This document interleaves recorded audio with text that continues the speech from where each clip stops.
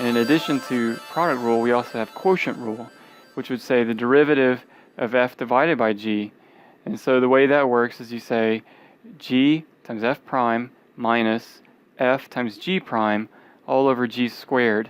Or you might say it this way, low d high minus high d low all over low squared. Again, that's low d high minus high d low over low squared. Write it down, get an index card, write it, and use it like sight words just until it becomes memory. You have to know product and quotient rule to do well. All right, I'm going to show you an example of how this works, and I hope it makes sense.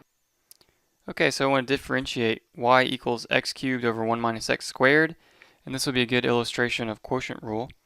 So when I want to take the derivative here, I have to keep in mind my parts. So I'm going to call x cubed the high, and I'm going to call 1 minus x squared the low. And if you remember, the derivative with quotients would be low d high minus high d low all over low squared. Okay, so when I take the derivative then, that's going to be low, which is 1 minus x squared, times the derivative of the top. I'm going to write d dx x cubed, that means the derivative of x cubed with respect to x, minus, so that's low d high, so I have minus high, which is x cubed, times d low, which is d dx 1 minus x squared, all over low quantity squared, 1 minus x squared squared. Okay, so now I need to put in these derivatives. Both of these are pretty straightforward if you understand how to use power rule. So that's going to be 3x squared there, minus x cubed times the derivative of 1 minus x squared. You just get a negative 2x, all over 1 minus x squared squared. So if you want me to point it out right now, you have low d high, high d low, and of course low squared.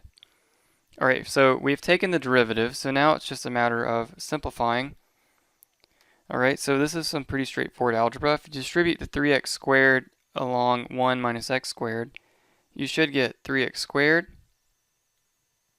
minus 3x to the fourth, alright, plus 2x to the fourth, all over the 1 minus x squared squared. Now, usually factoring out or foiling out the denominator doesn't help you any. So all we have to really do then is combine our like terms in the numerator. So we have 3x squared minus x to the fourth all over 1 minus x squared quantity squared.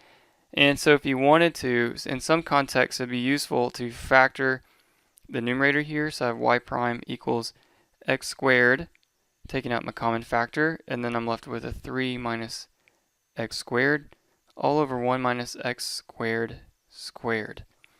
So there it is, an application of quotient rule. So depending on your teacher, they may be fine with just this, getting your formula correct.